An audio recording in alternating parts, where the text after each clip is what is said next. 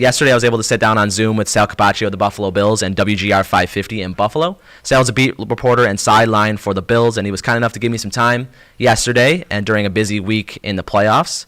So my first question to Sal was regarding the offensive play calling. That's something I've been talking about a lot this week and something I thought was interesting. And the Bills' 34-31 win over the Dolphins. Check it out. Yeah, the Dolphins are a big play defense, both big plays for and big plays against. And I've been saying it all week, and that's exactly what wound up happening, which is the Bills made big plays down the field, but they also gave up big plays, interceptions, a fumble. But that's Miami's risky defense. And in fact, we're talking, and they just fired the defensive coordinator on Wednesday, and I think that was a part of the reason that maybe a little too risky. You go back to the Bills, 3rd and 13, 3rd and 14, whatever it was early on in the game. They run a cover zero, no safety help. They go blitz, and Josh Allen finds it and hits Stephon Diggs. He sees it, Diggs. He sees it. They go deep. They nail that. So I thought that was, part of the game plan. So I was not surprised that the Bills continued to attack deep and continue throughout the game. I thought they felt that was their best, option. But I thought late in the game, like you did, maybe Ken Dorsey could have dialed it back a little bit. Josh maybe could have. He's a part of it too. Josh has to make a couple better decisions and not give the ball up so quickly. Maybe lean on the run game. But that was part of the game plan. Go deep against a team that was going to give you opportunities. So you're speaking the second half. Do you think that was like an effective way for Ken Dorsey, or do you think he should have changed it up a little bit earlier in that game? I know maybe had some successful plays in the beginning in the first half, but would you have changed it up any? No, look, they scored 34 points, right? I mean, that's a lot. Right. I don't think they did a ton wrong, and they had a couple drops. They had big drops that wound up hurting them. So no, I just thought late in the game maybe that was when maybe you got to lean on the run game a little bit. But that's a top 5 run defense. The Bills felt they still had a couple opportunities. And again, you have to put some on Josh here. If there's always options on the table for him. It doesn't have to throw it deep all the time. If it's a pass that's called. So no, I don't think he should have changed it up earlier. I mean, I think that that's what helped them stay in the game, is hitting a lot of those deep shots. How do you think Ken Dorsey will change, and if he will change his play calling against the Bengals? Do you think it'll be much different, and how so? I think this defense will still allow opportunities for the Bills to throw the ball down the field. So I think the Bills will still try to do that. I think the difference here is maybe you might have some more opportunities to run. This is not going to be an overly aggressive defense they're facing. They don't blitz a ton, but they do have good pass rushers.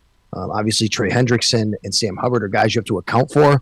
So if the Bills want to, try to kind of move the sticks, they're going to have to be careful of doing it by, if they want to throw short here, they're going to have a couple more guys in coverage, not guys coming at them. But Josh will have opportunities, I think, to throw it again deep and take advantage maybe on the outside.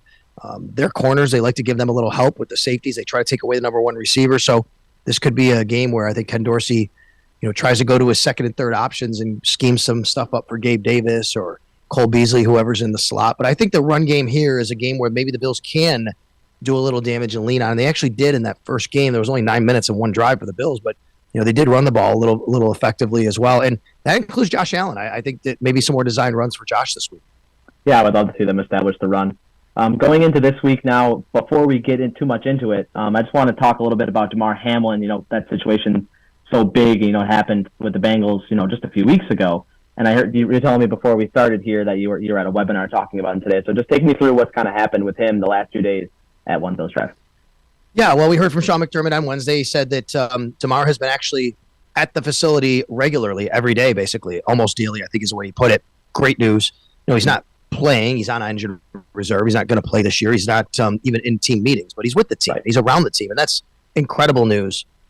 So it's great to see. It's great to hear. And I think, hearing that, and we've all known for a little while here that he's always been progressing and taking, steps and improving, and that's always been very positive. But I think hearing everything the last week or so has really allowed this team to kind of turn their attention and turn the page to focus on the task at hand on the football field, which is great. Do you expect him to be in attendance for the game this week? It's a good question. I don't know. We've thought about it. I wouldn't be surprised. He wasn't last week. I think the Bills to try to be careful about it. Damar is still a part of their team. And, I tell people, everybody says, play for Damar. And that's great. And they should. But at the same time, he's with us. This turned out positively. It didn't turn out with a tragic ending. So I think from that standpoint, you have to kind of remember that there's a task at hand there, and that's to beat the Cincinnati Bengals. So I don't know if he's going to be there. It's going to be interesting to see. I wouldn't be surprised if he is. And if he is, though, I don't know how much they would do that other than maybe to show him and, to get crowd pumped up and to kind of share some emotion and love with him. Right. It's been amazing how it's progressed, over the past week or two. So it's been great for Damar. For the slot position for the Bills, it's been a developing position all season, it seems. And with that injury to Isaiah McKenzie, it's that hamstring injury. How has he been in practice? I see that it was full today at practice. Is he progressing to play in the game on Sunday?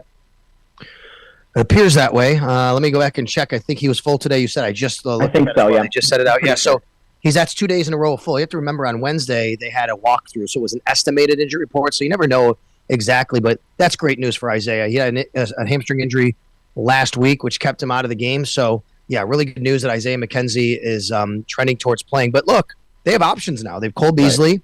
They have Isaiah McKenzie, and they could still activate Jamison Crowder. He's been practicing, and they have another week to do that to bring him off IR. So we'll see. And then Khalil Shakir obviously was a big part of what they did, and he can play the slot. So, I mean, I don't know what they'll do at the receiver position, but as far as Isaiah's availability, it appears as though that's on track.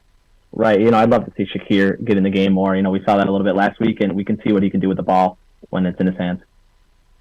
Yeah, he's a player I really like coming into the season. I haven't used him as much as I thought they would. I think he has a little trouble separating still and learning that nuance of the game. And it was a big drop for him last week. He should have caught that ball, but he made up for it, and he atoned for it later in the game with another pass that he really had to make an acrobatic catch on. Yeah, that's really interesting to watch. Do you think that Jamison Crowder will play this week, or that'll be a situation where they... I really don't know. Like I said, I mean, they have until Saturday to activate him if they want. He's practicing, but he's not activated from IR yet. Right, so big, huge game against the Bengals. Bills are about 5-point favorites at this time, which I think is interesting in itself. But what do you think is the Bills' best key to victory in taking down the Bengals at home? Joe Burrow has been just absolutely lighting the world on fire the last month or so.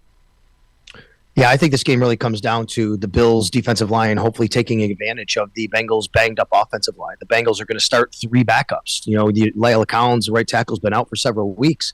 But then just a couple of weeks ago, they lose right guard Alex Kappa to an ankle injury. And then last week during their playoff game, they lost left tackle Jonah Williams. They're going to be starting most likely 3 backup offensive linemen. And, I don't know if the Bengals want to, just have Joe Burrow sit back there in the pocket knowing that. And they're going to have to probably lean on their run game a little bit. And they're going to go with their quick game and get the ball out of his hands quickly. They have great receivers, as you know. So I think, though, the Bills have to do whatever they can to disrupt that passing game with the defensive line. They have to dominate. They have to make sure they can't run on them, and they have to get pressure. So to me, this game comes down to that Bills defensive line doing what they were brought in and paid to do, and they really overhauled the defensive line. Even aside from Von Miller, you'd love to have them, but other guys, right? High draft picks: Greg Rousseau, AJ Epinesa, Ed Oliver, Boogie Basham. Free agents: Jordan Phillips, Tim Settle, Daquan Jones, Shaq Lawson.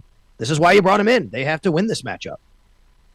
And do you think any of the, besides any of those guys you mentioned, possibly, do you think any of them would be an X factor, or any other players on the team that we haven't seen much that really could make some big plays?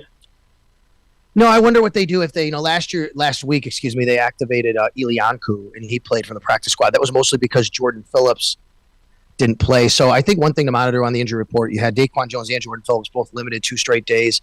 I'm not sure it's super concerning right now because they both have practice, but I think, if you can have both of them available, that would be a key. And then the other guy that's been, he was activated in IR, but he hasn't played yet, is Christian Benford.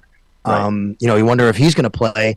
And Kyer Elam has really played well lately. So I think that there's options, but you got to choose the right options, right? And you hope you do against a team that has all those weapons, and we'll see how the Bills handle it. All right, last question as it relates to Micah Hyde. We saw him get activated, which we originally thought he was out for the season. Sean McDermott's already said he's not going to play this week. But I'm just curious, how has he looked in practice? You being there on the sideline. How has he looked? Well, he hasn't been activated. He's practicing. Right. There's a difference. Yeah. Okay. Right. Yeah. Just so everybody knows, he has not been activated. His 21-day window to be activated has been open. So they have until next week, next weekend, to activate him. If not, then he's done for the season. He will not play this week, so he's not occupying a roster spot. He's still on injured reserve, but he is practicing. We don't get to watch full practice. We only get to watch stretching and individual warm-ups, but he looks like he moves great. We spoke to him. He said he feels great, but it's really up to the coaches and the doctors when they're really willing to put him on the field. And we don't know if that's even going to happen this year, but so we'll keep an eye out. When he started practicing, I think the assumption was, okay, give him a couple weeks, he'll play in round 2, which is this week. But right away, Sean McDermott said that's not happening. So you wonder if it even happens after this week. This is a significant injury and he had neck surgery. So we'll see. But looks like the same Micah to me when he's out there, but we don't get to watch a full practice. So I can't really speak to, overall, how he would look, throughout. We can just watch a little bit. All right. Sounds great. Thanks so much for sitting down with me, Sal. I really appreciate it. Where can we find you at WGR? Yeah, Sal Sports on Twitter. Keep you updated. And, of course, WGR550.com and on the Odyssey app always.